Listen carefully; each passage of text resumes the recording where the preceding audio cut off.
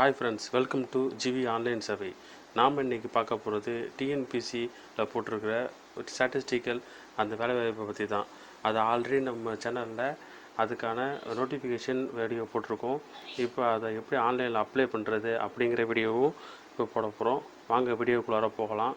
அதுக்கு முன்னாடி நம்ம சேனலை சப்ஸ்கிரைப் பண்ணுங்கள், லைக் பண்ணுங்கள், ஷேர் பண்ணுங்கள். அது மட்டும் இல்லை, நம்ம சேனலில் பெல் ஐக்கானை செட் பண்ணி ஆளில் வச்சிங்க. அப்போ தான் நான் போடக்கூடிய ஒவ்வொரு வீடியோவும் உடனுக்குடனே உங்களுக்கு வரும். வாங்க வீடியோக்குள்ளார போகலாம். ஃபஸ்ட்டு கூகுளில் நீங்கள் போயிட்டு டிஎன்பிஎஸ்சி அப்படின்னு டைப் பண்ணுங்கள். டைப் பண்ணிங்கன்னா ஃபஸ்ட்டு ஒரு லிங்க் வரும். அந்த லிங்க்கை பார்த்தீங்கன்னா TNPSC Tamil Nadu public service commission அப்படின்னு காமிக்கும். அந்த லிங்கை கிளிக் பண்ணிங்கன்னா அது டிஎன்பிஎஸ்சி வெப்சைட் உள்ளார போகும். டிஎன்பிஎஸ்சி வெப்சைட் உள்ளார போனதுக்கப்புறம் பார்த்தீங்கன்னா அப்ளை ஆன்லைன் அப்படின்னு சொல்லிட்டு ஒரு டேபு காமிக்கும். மேலே நோட்டிஃபிகேஷனும் இருக்கும். நோட்டிஃபிகேஷன் வேணால் நோட்டிஃபிகேஷனை கிளிக் பண்ணிங்க, இல்லைன்னா அப்ளை ஆன்லைன் அதை கிளிக் பண்ணிங்கன்னா எக்ஸ்டர்னல் வெப்சைட்டுக்கு போவோம்.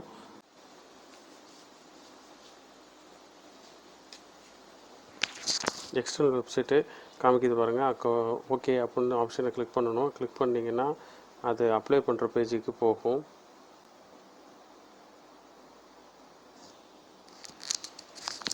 இந்த பேஜில் பார்த்தீங்கன்னா வழிமுறைகளும் அறிவுரைகளும், நிரந்தர பதிவு விவரங்கள், அறிவிக்கைகள், விண்ணப்பிக்க, பழைய அறிவிக்கை, இதர தகவல்கள்னு சொல்லிட்டு எல்லா ஆப்ஷனும் காமிக்கும்.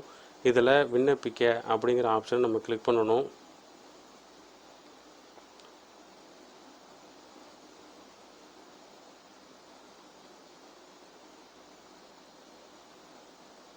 விண்ணப்பிக்க ஆப்ஷனை கிளிக் பண்ணோம்னா ஆல்ரெடி என்னென்ன போஸ்டிங்லாம் டிஎன்பிசியில் வெளியிட்டிருக்காங்களோ அது எல்லா போஸ்டிங்கும் ஒரு டேபிள் மாதிரி காமிக்கும்.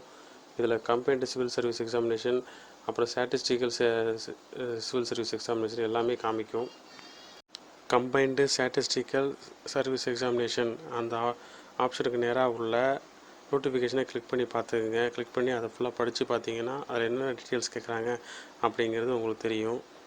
அது எல்லாத்தையும் ஃபுல்லாக படித்து பார்த்துட்டு அதுக்கப்புறமா அப்ளை பண்ண ஸ்டார்ட் பண்ணுங்கள். அதுக்கு முன்னாடி டீட்டெயில்ஸ் தெரிஞ்சதுக்கப்புறம் ஸ்டார்ட் பண்ணுங்கள். இதில் எல்லா டீட்டெயில்ஸுமே கொடுத்துருக்காங்க.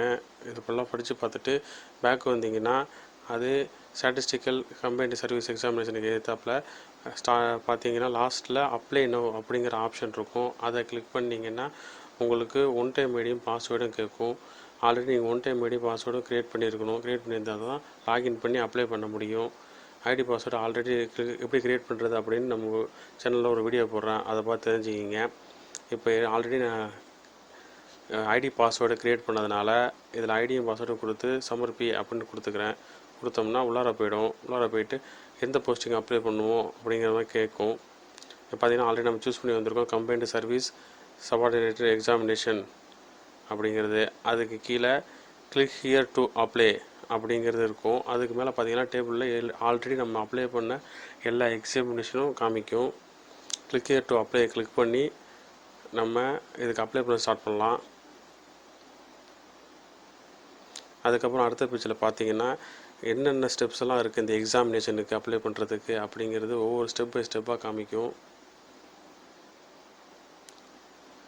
அதில் பார்த்தீங்கன்னா எல்லா ஸ்டெப்பையும் பார்த்துட்டு தொடர்க அப்படின்னு கீழே ஒரு ஆப்ஷன் கொடுத்துருப்பாங்க. அந்த பட்டனை கிளிக் பண்ணி அடுத்த பேஜுக்கு அப்ளிகேஷன் அடுத்த ஸ்டெப்புக்கு போய்க்கிங்க. அங்கே பார்த்தீங்கன்னா பதவியின் பெயர், அறிவிக்கை என்னைக்கு அறிவித்தாங்க, விண்ணப்பித்த கடைசி நாள் என்னைக்கு, தேர்வு தேதி என்ன, அறிவிக்கை என்ன, இதோட நோட்டிஃபிகேஷன் என்ன, எல்லாமே கொடுத்துருப்பாங்க. வேணுன்னா நீங்கள் படித்து அந்த டீட்டெயில்ஸ் எல்லாமே தெரிஞ்சுக்கலாம். அதுக்கப்புறமா கீழே ஒரு செக் பாக்ஸ் இருக்கும். அந்த செக் பாக்ஸை கிளிக் பண்ணி சேவ் அண்ட் கண்டினியூ கொடுத்தீங்கன்னா அப்ளிகேஷனோட அடுத்த ஸ்டெப்புக்கு போவோம். இங்கே பார்த்தீங்கன்னா சைனு அண்ட் ஃபோட்டோ ரெண்டுமே கேட்பாங்க. ஃபோட்டோ வந்து உங்களுக்கு பாஸ்போர்ட் சைஸ் ஃபோட்டோ ஒயிட் பேக்ரவுண்டோட அந்த பாஸ்போர்ட் சைஸ் ஃபோட்டோவில் உங்கள் நேமு அண்ட் என்னைக்கு டேட் எடுத்தீங்களோ அந்த டேட்டும் அதில் குறிப்பிட்டிருக்கணும். அதே மாதிரி தான் அது அந்த சைஸ் குறிப்பிட்ட சைஸ் 20 to 50 KB அதுக்குள்ளே கொடுக்குற மாதிரி இருக்கும். அந்த கேபிக்குள்ளே சைஸை நீங்கள் ஆல்ரெடி ரெடி பண்ணி வச்சுக்கணும். என்ன சைஸில் வேணுங்கிறத இதில் இங்கே கொடுத்துருக்காங்க. கீழேயே அந்த ஃபோட்டோ அப்டேட் பண்ணோம்னா அந்த இடத்துக்கு கீழே ஆப்ஷன் கொடுத்துருப்பாங்க. அதுவே பார்த்தீங்கன்னா பாஸ்போர்ட் சைஸ் ஃபோட்டோ வந்து இந்த மாதிரி தான் இருக்கணும். ஒயிட் பேக்ரவுண்டில் உங்கள் ஃபேஸ் நல்லா கிளியராக தெரியணும். நேமு அண்ட் டேட் ஆஃப் எப்போ ஃபோட்டோ எடுத்தோமோ அந்த டேட் அதில் மென்ஷன் பண்ணியிருக்கணும். அதோட ஹைட் அண்ட் வித்து எவ்வளோ இருக்கணும் அப்படிங்கிறது போட்டிருப்பாங்க. அதேமாதிரி கையொப்பம் எவ்வளோ 6 சென்டிமீட்டர் 3 சென்டிமீட்டர் அந்த சைஸில் போட்டு கையொப்பம் பிளாக் இங்கில் கையெழுத்து போட்டிருக்கணும் அப்படின்னு கொடுத்துருக்காங்க. இதே ஃபார்மேட்டில் நீங்கள் ஒரு ஃபோட்டோவும் சைனும் ரெடி பண்ணி வச்சுக்கிட்டு அதை அப்லோட் பண்ணி விட்டுட்டு எந்த டேட்டில் நீங்கள் அந்த ஃபோட்டோ எடுத்தீங்களோ அந்த டேட்டையும் மென்ஷன் பண்ணி சைனையும் அதில் அப்லோட் பண்ணி save and signature and save photo ரெண்டுமே கொடுத்துருங்க. கொடுத்துட்டு கீழே வந்தீங்கன்னா ஒன் டைம் ஐடியில் நீங்கள் என்னென்னலாம் டீட்டெயில்ஸ் கொடுத்தீங்களோ உங்கள் பேர், உங்கள் அப்பா பேர், உங்கள் அம்மா பேர், என்ன ஃபோன் நம்பர் கொடுத்தீங்க, பிறந்த மாவட்டம், அது எல்லாமே இங்கே டிஸ்பிளே ஆகும். அதெல்லாம் கரெக்டாக இருக்கான்னு பார்த்துக்குங்க ஒரு தடவை. அதுக்கப்புறமா கீழே வந்தீங்கன்னா உங்களோட கம்யூனிட்டி என்ன கம்யூனிட்டி சேர்ந்தவங்க, கம்யூனிட்டி சர்டிஃபிகேட்டோட நேமு, கம்யூனிட்டி சர்டிஃபிகேட்டோட நம்பர், அப்புறமா யார் கையெழுத்து போட்டாங்க, எந்த இடத்துல கம்யூனிட்டி சர்டிஃபிகேட் கொடுத்தாங்க, அந்த டீட்டெயில்ஸ் எல்லாம் இருக்கும்.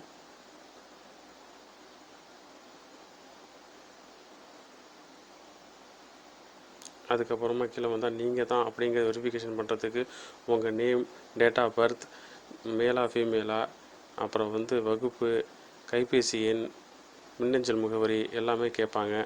இது எல்லாமே கரெக்டாக கொடுத்து நீங்கள் கரெக்டாக டீட்டெயில்ஸ் ஒன் டைம் ஐடியில் என்ன கொடுத்தீங்களோ அதே டீட்டெயில்ஸ் தான் இங்கே கொடுக்கணும். ஒன் டைம் ஐடியில் கொடுத்தது சேம் டீட்டெயில்ஸ் இங்கே கொடுத்தா தான் அது அடுத்த பேஜுக்கு கரெக்டாக வெரிஃபிகேஷன் பண்ணி போகும். அதில் கீழே செக் பாக்ஸ் ஒன்று இருக்குல்ல, அதை செக் பண்ணி சேவ் அண்ட் கண்டினியூ கொடுத்தீங்கன்னா இந்த அப்ளிகேஷன் நெக்ஸ்ட் ஸ்டெப்புக்கு மூவ் ஆகும். இதில் பார்த்தீங்கன்னா நீங்கள் ஒன் டைம் ஐடியில் கொடுத்த உங்களோட முகவரி நிரந்தர முகவரி, தொடர்பு முகவரி நிரந்தர முகவரியும் காமிக்கும். கீழே உங்கள் மின்னஞ்சல் அதாவது இமெயில் ஐடியும் மொபைல் நம்பரும் காமிக்கும். இல்லை கரெக்டாக இருக்கான்னு பார்த்துட்டு செக் பாக்ஸை கிளிக் பண்ணி சேவ் அண்ட் கண்டினியூ கொடுங்க. அதை நெக்ஸ்ட் பேஜுக்கு மூவ் ஆகும். பார்த்தீங்கன்னா உங்களோட ஸ்பெஷல் கேட்டகரி எல்லாம் கேட்பாங்க. மாற்றுத்திறனாளியாக இருந்தால் நீங்கள் எஸ்ன்னு கொடுத்துங்க, இல்லைன்னா இல்லை மாற்றுத்திறனாளி இல்லை அப்படின்னா நோன்னு கொடுத்துக்குங்க. மாற்றுத்திறனாளி எஸ்ன்னு கொடுத்தீங்கன்னா அதுக்கான டீட்டெயில்ஸ் எல்லாமே கேட்கும். ஸோ நீங்கள் இல்லைன்னா நோன்னு கொடுத்துக்குங்க. அதுக்கு அடுத்த ஆப்ஷனை பார்த்தீங்கன்னா நீங்கள் இந்த தமிழ் வழி கட்டாய தமிழ் தேர்விலேருந்து விலக்கு கேட்குறீங்களா அப்படின்னு கொடுத்துருப்பாங்க. அது ஒன்லி ஃபார் டிசபிலிட்டிஸ் பர்சன்ஸுக்கு மட்டும்தான். அதுவும் கேட்டகரிஸ் இருக்குது. நீங்கள் டிசபிலிட்டி இல்லைன்னா நோன்னு கொடுத்துக்குங்க. அதுக்கப்புறமா எக்ஸ் சர்வீஸ் மேனா நீங்கள் அப்படின்னு கேட்டிருப்பாங்க. எஸ் ஆமானா எஸ்ன்னு கொடுத்துங்க, இல்லைன்னா நோன்னு கொடுத்துக்குங்க. கொடுத்துட்டு செக் பாக்ஸை கீழே உள்ள செக் பாக்ஸ் இருக்குல்ல, அதை கிளிக் பண்ணிவிட்டு சேவ் அண்ட் கண்டினியூ கொடுத்தீங்கன்னா அது நெக்ஸ்ட் ஸ்டெப்புக்கு போகும். நெக்ஸ்ட் ஸ்டெப்பில் பார்த்தீங்கன்னா நீங்கள் அரசு பணியாளரா அப்படின்னு கேட்பாங்க. ஆம்னா ஆம்னு கொடுத்துங்க, இல்லைன்னு கொடுத்துங்க. கீழே பணிநிலை என்ன பணியில் இருக்கீங்க, எம்ப்ளாயா அன்எம்ப்ளாயா அப்படின்னு கேட்பாங்க. நான் அன்எம்ப்ளாயி, அதனால் அன்எம்ப்ளாயின்னு கொடுத்துக்கிறேன். நீங்கள் என்னவோ நீங்கள் பார்த்து கொடுத்துங்க. அதுக்கப்புறம் டிபார்ட்மெண்ட் டிஸ்குவாலிஃபிகேஷன் பண்ணியிருக்காங்களா அப்படின்னு கேட்பாங்க. எஸ்னா எஸ் கொடுங்க, நோ கொடுங்க. கிரிமினல் கேஸ் ஏதாவது இருக்கா உங்களுக்கு அப்படின்னு கேட்பாங்க. எஸ்னா எஸ் கொடுங்க, இல்லை நோன்னு கொடுத்துங்க. ஃபிசிக்கலி ஃபிட்னஸாக இருக்கீங்களா அப்படின்னு கேட்டிருப்பாங்க. எஸ்ன்னு கொடுங்க. அதே மாதிரி கண் பார்வை திறன் இருக்கா அப்படின்னு கேட்பாங்க. அடுத்தது எஸ்ன்னு கொடுங்க. அதே மாதிரி ஒன்றுக்கு மேற்பட்ட துறையுடன் வாழ்கிறீர்களா அப்படின்னு கேட்குறாங்க. எஸ்னா எஸ் கொடுங்க, நோ கொடுத்துருங்க. கொடுத்துட்டு செக் பாக்ஸை கிளிக் பண்ணுங்கள். மேலே உள்ள அனைத்தும் விவரங்களும் சரி என்று செக் பாக்ஸை கிளிக் பண்ணி சேவ் அண்ட் கண்டினியூ கொடுங்க. நெக்ஸ்ட் ஸ்டெப்புக்கு மூவ் ஆகும். இங்கே உங்களோட எஜுகேஷன் குவாலிஃபிகேஷன் எல்லா டீட்டெயில்ஸுமே கொடுக்குற மாதிரி இருக்கும். ஃபஸ்ட்டு எஸ்எல்சி டீட்டெயில்ஸ் கொடுக்கணும். தேர்வு முடிவு வெளியிடப்பட்ட தேதி எஸ்எல்சியில் அந்த டேட்டு சர்டிஃபிகேட்டை பார்த்து கொடுத்துக்குங்க. அதுக்கப்புறம் உங்களோட தேர்வு குழு ஸ்டேட் போர்டாக அது ஆல்ரெடி ஒன் டைம் ஐடியிலேருந்து வந்திருக்கும். அதை நீங்கள் ஒன்றும் சேஞ்ச் பண்ண தேவையில்ல. சான்றிதழ் எண்ணும் ஒன் டைம் ஐடியிலே வந்திருக்கும். நீங்கள் தமிழை ஒரு பாடமாக எடுத்து படித்திருக்கீங்களா அப்படின்னு கேட்பாங்க. எஸ்ன்னு கொடுங்க, நோ கொடுங்க. 12லேயும் அதே மாதிரி உங்கள் தேர்வு முடிவு வெளியிடப்பட்ட தேதி, படிப்பின் பெயர், தேர்வு குழுமம், சான்றிதழ் எண், தமிழை ஒரு பாடமாக எடுத்து தேர்ச்சி பெற்றுள்ளீர்களா அப்படின்னு கேட்பாங்க. ஆம்னா ஆம்னு கொடுங்க, எஸ்னா எஸ்ன்னு கொடுங்க, இல்லை நோன்னு கொடுங்க. எல்லா டீட்டெயிலும் பார்த்து கரெக்டாக கொடுத்துக்குங்க. கொடுத்துட்டு அடுத்த கீழே ஸ்டாட்டிஸ்டிக்கல் எக்ஸாம் பொறுத்த வரைக்கும் இதுக்கு டிகிரி குவாலிஃபிகேஷனுக்காக என்ன டிகிரி படிச்சிருக்கீங்க அப்படிங்கிறது கொடுக்கணும். தேர்வு முடிவு வெளியிடப்பட்ட தேதி, அதுக்கப்புறம் இளநிலை பட்டப்படிப்பின் பெயர், டிகிரி மேத்தமெட்டிக்ஸ் கொடுத்துக்கிறேன். அப்போ தேர்வு குழுமம் எந்த யூனிவர்சிட்டியில் படித்தீங்க அப்படிங்கிறத கிளிக் பண்ணணும். நான் பாரதிதாசன் யூனிவர்சிட்டியில் படித்தேன், அதனால் பாரதிதாசன் யூனிவர்சிட்டியில் கொடுத்துக்கிறேன். சான்றிதழ் எண் உங்களோட ப்ரொஃபஷனல் டிகிரி மார்க் ஷீட்டில் உள்ள நம்பரை பார்த்து அதை என்ட்ரு பண்ணிக்கிங்க. ப்ரிஃபர்டு குவாலிஃபிகேஷனாக இல்லை ஈக்குவலன் குவாலிஃபிகேஷனாக கேட்குறாங்க. அது ப்ரிஃபர்டு குவாலிஃபிகேஷனை கிளிக் பண்ணிக்கிறேன். பாரதிதாசன் யூனிவர்சிட்டின்னு கொடுத்துக்கிறேன். சான்றிதழ் நம்பர் கொடுத்துக்கிறேன். தமிழை ஒரு பாடமாக எடுத்து தெரிஞ்சு விட்டுருக்கீங்களா அப்படின்னு இல்லை, நான் நோ கொடுத்துக்கிறேன். இதுக்கப்புறம் பிஜி டிகிரி, பிஹெச்டி, எம்ஃபில் எல்லாமே கேட்டிருப்பாங்க. நீங்கள் அதெல்லாம் கொடுக்கணும்னு அவசியம் கிடையாது. படிச்சிருந்தீங்கன்னா கொடுத்துக்குங்க, அது உங்களோட விருப்பம். எல்லாமே டீட்டெயில்ஸுமே கீழே கொடுத்துருக்காங்க பாருங்கள், அதெல்லாம் கொடுக்கணும்னு அவசியம் கிடையாது. அப்படியே ஸ்க்ரால் பண்ணிட்டு கீழே வந்தோம்னா ஸ்க்ரால் பண்ணி அப்படியே வந்துகிட்டே இருந்தீங்கன்னா கீழே லாஸ்ட்டாக வந்து எம்எஸ் எக்ஸலில் உங்களுக்கு முன் அனுபவம் இருக்கா அப்படின்னு கேட்டிருப்பாங்க. எஸ்னா எஸ் கொடுத்துங்க, நோனா நோ கொடுத்துங்க. நான் எஸ்ன்னு கொடுக்குறேன். மேலே உள்ள அனைத்து விவரமும் சரியாக என்று செக் பாக்ஸை கிளிக் பண்ணிவிட்டு சேவ் அண்ட் கண்டினியூ கொடுக்குறேன். சேவ் அண்ட் கண்டினியூ கொடுத்தீங்கன்னா இதை அடுத்ததாக உள்ள ஆப்ஷன் வச்சு உங்களை அழைச்சிட்டு போகும். அடுத்த உள்ள ஆப்ஷன் பார்த்தீங்கன்னா நீங்கள் டிகிரி வரைக்கும் தமிழ் மீடியத்திலே படிச்சிருந்தீங்கன்னா பிஎஸ்டிஎம் இடஒதுக்கீடு கோரலாம். நான் அது பிஎஸ்டிஎம் வந்து போடுற எதுக்காகனா நான் டிகிரி வந்து தமிழ் மீடியத்தில் படிக்கல, இங்கிலீஷ் மீடியத்தில் படித்தேன். கொடுத்துட்டு செக் பாக்ஸை கிளிக் பண்ணி சேவ் அண்ட் கண்டினியூ கொடுங்க. நெக்ஸ்ட்டாக எக்ஸாமினேஷன் சென்டர் எங்கே வேணும் அப்படின்னு கேட்கும். உங்களுக்கு தேர்வு மையம் எங்கே கிட்டக்கையோ அங்கே கொடுத்துக்குங்க. அது 2 ஆப்ஷன் கண்டிப்பாக கொடுக்கலாம். 2 மாவட்டத்தில் கொடுக்குற மாதிரி இருக்கும் அதிகமாக. அதுக்கப்புறமா சப்ஜெக்ட் ஆஃப் எக்ஸாமினேஷன், என்ன எக்ஸாமினேஷன் பேப்பர் வேணும் அப்படின்னு ஆப்ஷன் கேட்குறாங்க. ஸ்டாட்டிஸ்டிக் அண்ட் மேத்தமெட்டிக்ஸ் 2 ஆப்ஷன் கேட்குறாங்க. எனக்கு ஸ்டாட்டிஸ்டிக் ஓகே, ஸ்டாட்டிஸ்டிக் கொடுத்துக்கிறேன். அதுக்கப்புறம் வந்து பார்த்திங்கன்னா பேப்பர் 2, பேப்பர் 1 வந்து ஸ்டாட்டிஸ்டிக், பேப்பர் 2ல் பார்த்திங்கன்னா Tamil eligibility test and general study 2 இருக்கும். இது 2 எக்ஸாமுமே ஒரே நாள் நடக்கும். அதுக்கப்புறம் ஃபீஸ் கன்செஷன் வேணுமா அப்படின்னு கேட்குறாங்க. நான் ஆல்ரெடி ஃபீஸ் கன்செஷன் வேணாம் அப்படின்னு கொடுத்துட்டேன். ஏன்னா ஆல்ரெடி 3 தடவை எக்ஸாம் எழுதிட்டேன். அதனால 4வது தடவைங்கிறதுனால இதில் வந்து ஃபீஸ் கன்செஷன் லோன் கொடுத்துருக்கேன். ஃபீஸ் அது கரெக்டாக கொடுக்கணும், இல்லைனா ஹால் டிக்கெட் கரெக்டாக வராது. அதுக்காக எல்லா குறிப்பும் கொடுத்துருக்காங்க. அதை படித்து பார்த்து கரெக்டாக நீங்கள் கொடுத்துக்கணும். கொடுத்துட்டு செக் பாக்ஸை கிளிக் பண்ணி சேவ் அண்ட் கண்டினியூ கொடுங்க. கொடுத்தீங்கன்னா இது வரைக்கும் நீங்கள் என்னென்ன டீட்டெயில்ஸ்லாம் கொடுத்தீங்களோ அதுக்கடுத்து பார்த்தீங்கன்னா சர்டிஃபிகேட் அப்லோட் பண்ணுற மாதிரி இருக்கும். சர்டிஃபிகேட் என்னென்ன சர்டிஃபிகேட்லாம் கேட்பாங்கன்னா community certificate, SSLC mark sheet, higher secondary mark sheet, UG mark sheet எல்லாமே 200 கேபிக்குள்ளார ஸ்கேன் பண்ணி வச்சுக்கிட்டு பிடிஎஃப் ஃபார்மேட்டாக மாற்றி வச்சிங்க. நான் ஆல்ரெடி அது பிடிஎஃப் ஃபார்மேட்டாக மாற்றி வச்சுருக்கேன். எல்லாத்தையுமே அப்லோட் பண்ணிடுறேன். அப்லோட் பண்ணிவிட்டு உங்களுக்கு பக்கத்தில் கீழே எல்லாத்தையும் அப்லோட் பண்ணதுக்கப்புறம் பார்த்தீங்கன்னா வியூ ஃபைல் அப்படின்னு காமிக்கும். வியூ ஃபைலில் click here to view the file document அப்படின்னு காமிக்கும். அப்படி இருந்துச்சுன்னா நீங்கள் கொடுத்துருக்க ஃபைல் எல்லாம் கரெக்டாக அப்லோட் ஆகிருக்கு அப்படின்ட்டு. இதில் எல்லா சர்டிஃபிகேட்டையும் கரெக்டாக மேண்டேட்ரி கொடுத்துருக்காங்களா, ஸ்டார் கொடுத்துருக்க எல்லா சர்டிஃபிகேட்டையும் அப்லோட் பண்ணுற மாதிரி கண்டிப்பாக அப்லோட் பண்ணி தான் ஆகணும். அப்லோட் பண்ணதுக்கப்புறம் தான் நீங்கள் அடுத்த ஸ்டெப்புக்கு மூவ் ஆக முடியும். இல்லைனா சேவ் பட்டன் கீழே காமிக்காது. ஓகே, நான் எல்லா டாக்குமெண்ட் அப்லோட் பண்ணதுக்கப்புறம் கீழே வந்து சேவ் அண்ட் கண்டினியூ ஆப்ஷன் காமிக்குது. கிளிக் பண்ணி அடுத்த ஆப்ஷன் போகிறேன். இது வரைக்கும் நான் என்னென்ன டீட்டெயில்ஸ்லாம் கொடுத்தனோ அது எல்லாமே எனக்கு ப்ரிவ்யூ ஆகும். ஸ்டெப் பை ஸ்டெப்பாக எல்லா ப்ரிவ்யூவையும் நான் செக் பண்ணி பார்த்துக்கணும். நீங்களும் செக் பண்ணி பார்த்துக்குங்க. என்னோடய நேமு, அப்பா name, date of birth, education details எல்லாமே இதில் கொடுத்துருப்பாங்க. 10th என்ன டீட்டெயில்ஸ் கொடுத்தேன், 12th டீட்டெயில்ஸு, டிகிரி டீட்டெயில்ஸு. அதுக்கப்புறம் கீழே வந்தீங்கன்னா எந்த எக்ஸாமினேஷன் சென்டர் போட்டேன், பேப்பர் என்ன சூஸ் பண்ணேன், எல்லா ஆப்ஷனுமே காமிக்கும். எல்லாத்தையுமே செக் பண்ணி பார்த்துங்க. செக் பண்ணி பார்த்து அடுத்தது கீழே பார்த்தீங்கன்னா டிக்ளரேஷன் இருக்கும். டிக்ளரேஷன் எல்லா செக் பாக்ஸையுமே நீங்கள் டிக் கொடுக்கணும். அப்போ தான் அடுத்தது நீங்கள் பேமெண்ட் பண்ணி அப்ளிகேஷன் சப்மிட் பண்ண முடியும்.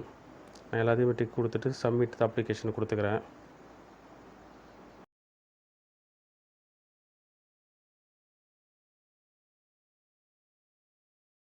I agree to finally submit my application அப்படின்னு கொடுக்குறேன். எஸ் ஐ அக்ரி டு ப்ரொசீட்னு கேட்குது. அது எஸ் கொடுத்துக்கிறேன். எஸ் கொடுத்தீங்கன்னா அடுத்தது பேமெண்ட் பேஜ், இதெல்லாம் டீட்டெயில்ஸ்லாம் கரெக்டாக இருக்கா இது செக் பண்ணிக்கிங்க அப்படிங்கிற மாதிரி காமிக்கும். நெக்ஸ்ட் ஸ்டெப்புக்கு மூவ் ஆகுது.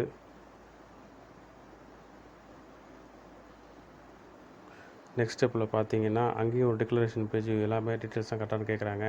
அங்கேயும் டிக் பண்ணி கன்ஃபார்ம் த எபோ அப்படின்னு அது அந்த செக் பாக்ஸையும் டிக் பண்ணி I agree to the final submit my online application அப்படி. இதுக்கப்புறம் நம்ம எடிட் பண்ண முடியாது. அப்படி சப்மிட் பண்ண சொல்கிறோம். அப்புறமா கீழே பார்த்தீங்கன்னா மூவ் டு பேமெண்ட் அப்படின்னு காமிக்கும். ப்ரொசீட் பேமெண்ட் கிளிக் பண்ணி உங்களுக்கு எந்த பேமெண்ட் மெத்தட் கன்வீனியன்ட்டோ அதை கொடுத்துக்கலாம். பேமெண்ட் கேட்வே கொடுக்க பண்ணி பேமெண்ட் டைப்பு ஆன்லைன் தான் ஆப்ஷன் தான் கண்டிப்பாக பே பண்ணுற மாதிரி இருக்கும். ஆஃப்லைன் கிடையாது. இதில் ஃபுல் அண்ட் ஃபுல் ஆன்லைன் தான். ஃபுல்லாக ஆன்லைன் மாற்றிட்டாங்க. Online option debit card, credit card and net banking காமிக்கிறாங்க. என் டெபிட் கார்டு எனக்கு வந்து சூட்டபுளாக இருக்கும். அதை கொடுத்து ப்ரொசீட் கொடுத்துக்கிறேன். ப்ரொசீட் டு பே அப்ளிகேஷன் கொடுத்துக்கிறேன். நீங்கள் டெபிட் கார்டு எடுத்து வச்சிங்க.